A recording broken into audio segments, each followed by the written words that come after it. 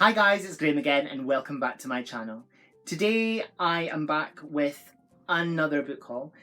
This will be my final book haul of August. I have 7 books to show you because I again have no self-control, and yeah, that's the story of my life with these book hauls and all these lovely books.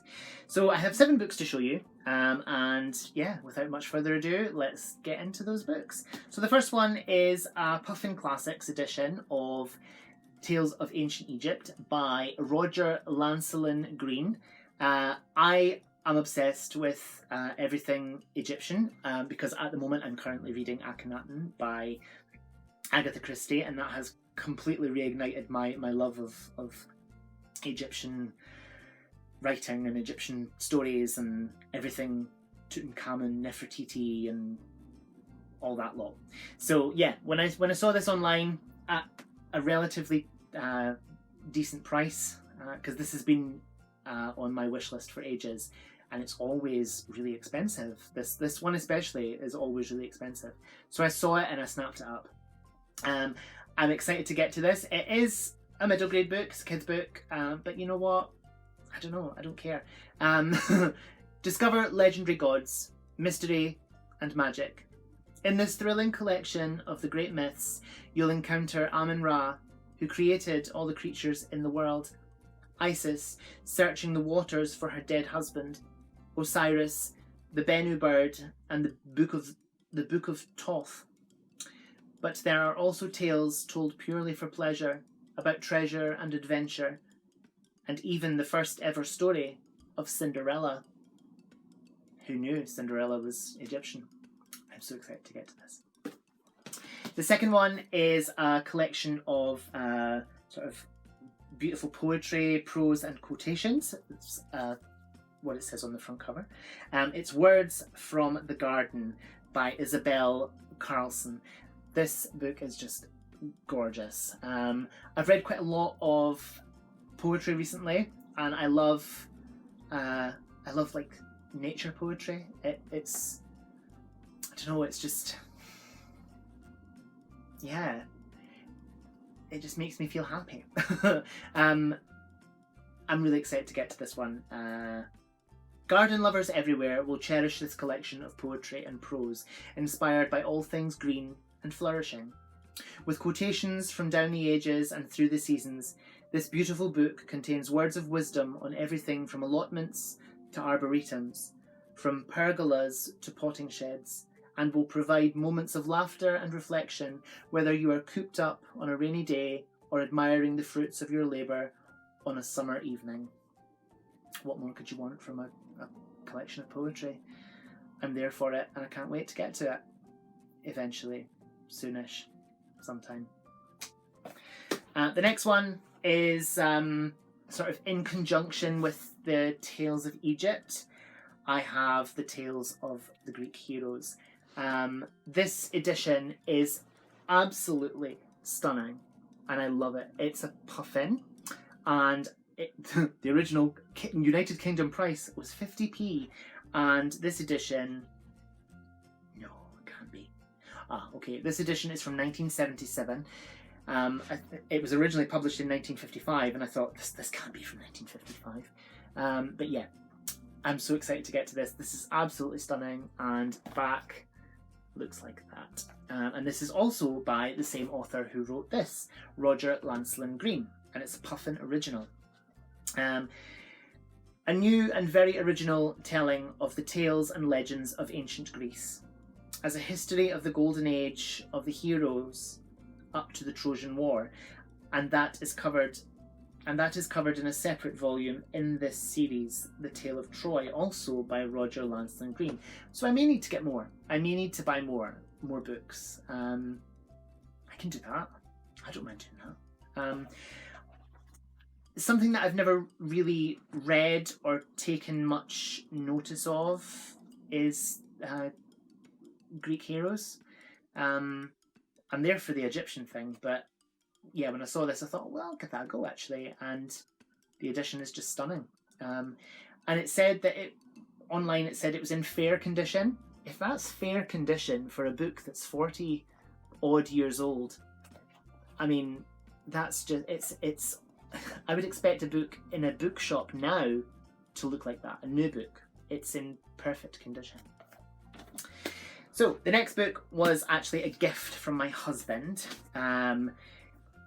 Recently we went through a box set of DVD movies, and it was a box set that I had bought as a Christmas present for him about 10 years ago, and it ended up in the attic for whatever reason, and we didn't watch it until just recently, and it was a collection of Alfred Hitchcock movies, and they were all amazing, and ever since I've had a bit of an obsession with Alfred Hitchcock, because he was an absolute genius. And he also, he didn't write books, I don't think, but he compiled books of scary stories. And my husband saw this online and bought it for me. It's Alfred Hitchcock, Stories to be Read with the Lights On. So they're going to be scary, and I am so there for that. And then there is the genius himself on the back cover. I love the design of this as well. It's so simple. It just works, and I love it. Alfred Hitchcock's new anthology contains 37 chilling exercises in the art of murder and suspense. He writes in his introduction, "These stories should be read at night, only if you are an incurable insomniac." Yes, and cannot fall asleep anyway. Of course, if you work during the day, then you have no choice, unless your employer is remarkably tolerant. In any event, you may read them whenever you can spare the time and yearn for relaxation. Correction, I do not wish to mislead you. The contents of this volume are hardly relaxing. Startling, horrifying perhaps, certainly entertaining. I know, because I am considered an expert. With a characteristic lack of modesty, I have allowed myself to be billed as a master of suspense. The description is indeed accurate, and, you must admit, fully justified. As with all so-called experts, my counsel is often solicited by interviewers seeking definitions. Just what is this business of suspense, they inquire. Well, years ago I consulted one of those massive unabridged dictionaries one lifts only with the aid of a derrick. It defined suspense as uncertainty accompanied by apprehension. Fair enough. In my films, I try to intensify this apprehension to a point where it becomes unbearable. That is the name of the game, and I believe the authors in this collection have achieved a similar result with notable success. All of them are practiced craftsmen in this sinister profession, and here is a ready sampling of their dark art. A word of caution.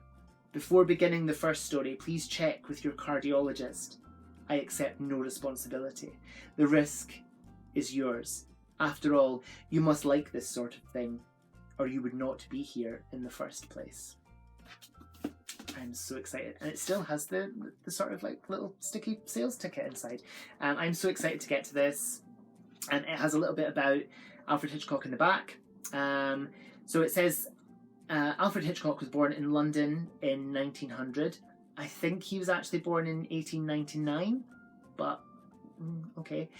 Now the most celebrated master of suspense. Again, I might learn to read sometime soon, or to speak. Now the most celebrated master of suspense in motion pictures, he started his career as an assistant layout man in advertising. Soon afterwards, however, he won a job as title writer with famous Players Lasky, now Paramount. And from 1925 onwards, his film career was meteoric. His television show, Alfred Hitchcock Presents, was enormously successful both here in the UK and in America. And I am so excited to get to this. I wonder if there's a design underneath. No, there isn't. It's just plain blue cloth boards. I am really excited by this. So yeah, Alfred Hitchcock, Stories to be Read with the Lights On. And I may never sleep again if I read these. So there we go. The next one is another Alfred Hitchcock collection, and this is called The Master's Choice. And I actually bought myself this one. Again, it's another collection of short stories. Some people that are in this: Philip K. Dick. Do I recognise any other names? Richard Matheson, I think he wrote I Am Legend. I don't recognise anyone else. Robert Bloch, who wrote Psycho, one of Alfred Hitchcock's most famous movies. So yeah. The 27 stories chosen by Alfred Hitchcock for his new collection are guaranteed to frighten, mystify, enthrall, and entertain his many admirers. Authors include Charlotte Armstrong, John Collier, August Derleth, Michael Gilbert, and Ross MacDonald, as well as many who have contributed regularly to the Master's anthologies and helped to make them so popular. This splendid volume will be a rare treat for anyone whose idea of a cosy evening is to lock the doors, draw the curtains, and turn the pages until they are scared almost to death.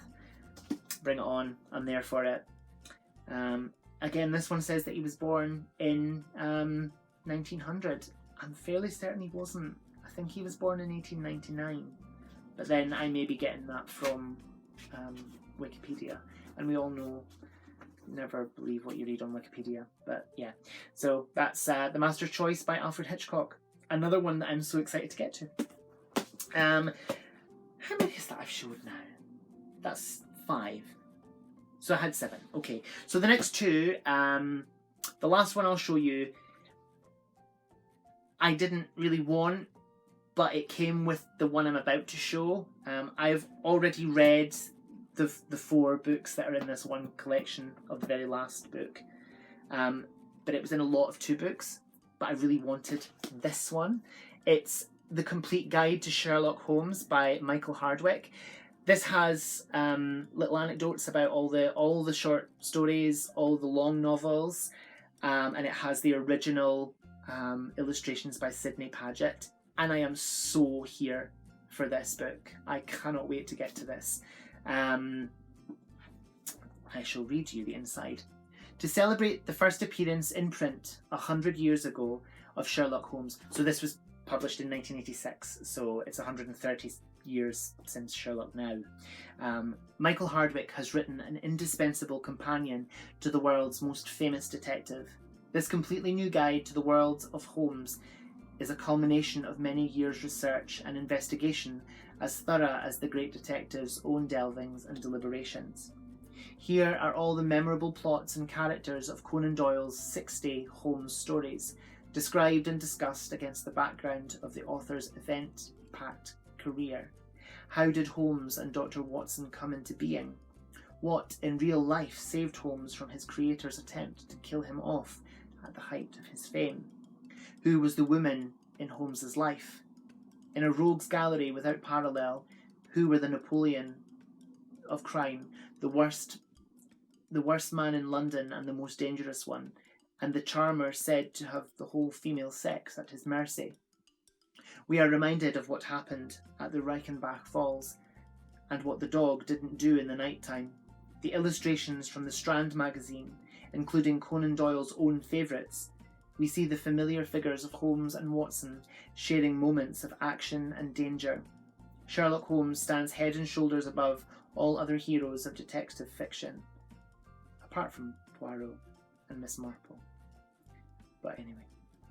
And today, our fascination with the world of Victorian crime in foggy, gaslit London is greater than ever. Michael Hardwick's guide will illuminate that world for the new reader and cast fresh light on it for the expert. And it has 32 pages of black and white illustrations, and they are the original ones from the Strand magazine, and they're by Sidney Paget, and they're just gorgeous. And I am so excited for this book. I am so happy to have this in my collection. And yeah, let's see if there's anything on the back about... No, there isn't. Okay, so yeah, and then on the back there is Holmes and Moriarty at the Reichenbach Falls. And I wondered what that was there, but it's Sherlock Holmes's Deerstalker. I wondered what was falling off, what was falling down. But yeah, so that's the complete guide to Sherlock Holmes by Michael Hardwick, and I just can't wait. I just can't wait. And so the last one is I don't know what I'm going to do with this book. I have a collection of these editions on a bookshelf in the lounge next door on my husband's bookshelves. They are my books, but yeah. So I've dumped them on his shelves basically. I love these editions, but I've already got several collections of the long stories, and it's the Golden Heritage series, and it's the Sherlock Holmes long stories by Sir Arthur Conan Doyle. So obviously the long stories are I'm so bad, I've absolutely forgotten. I've not actually. I'm saying I've not because I've just read it on the page. I lie. I tell lies and I'm bad. Okay, so The Sign of Four, The Hound of the Baskervilles, The Valley of Fear. Okay, that's not one of them. I've missed one out. Study in Scarlet. Then it's The Sign of Four. Then Hound of the Baskervilles. Then The Valley of Fear. I have read all of these books, and I thoroughly enjoyed them. I think that Sherlock Holmes works better in the short stories. The long stories kind of do go on a bit, and I love how in the short stories it's just like, you know, you get the problem, you get Holmes's fix for it, his deductions, and it's amazing. Whereas these kind of go off a little bit more, and yeah, Holmes isn't really in a couple of them for very much of the time. And I found that especially about Hound of the Baskervilles as well. He was kind of not present for a lot of the book. So I'll read you the inside of this anyway. The Golden Heritage series brings together a wealth of enduring classics for adults and children. It includes short stories, full-length novels, plays and poetry by British, European and American authors who were writing during many different periods, from the 17th to the 20th century. Each title in this varied collection has been judiciously chosen for its literary quality and for the untold pleasure it will give and has already given to readers of all ages. These attractively presented books are modestly priced so that everyone may share in this supreme literary inheritance. They will delight and inspire all those who wish to make their own lasting collection of Golden Heritage classics. Now, these were from the 80s, and this one itself was published in 1987, and the original price was $5.95, which I would pay now and be happy to pay that. That, for me, that's a cheap book. But I suppose back in the 80s, money, you know, inflation and all that now, yeah, that would have been a lot of money back in those days. I've just gone off on a tangent, and yeah, about money. It's a vulgar subject, let's not talk about it. So that is my little book haul. I'm so excited about these books. Tell me what you think I should do with this. Should I keep it? Should I pop it back on eBay and sell it? Should I put it on Instagram and sell it? What do you think? Tell me. Comment down below. Do you want to buy it? Whatever you're doing, guys, I hope you have so much fun doing it. I'm jumping ahead of myself again. Thank you so much for watching. Whatever you're doing, I hope you have so much fun doing it. Whatever you're reading, I hope you love it. Stay fabulous, be amazing, be yourself, stay safe, and I'll see you again soon for another video. Bye bye.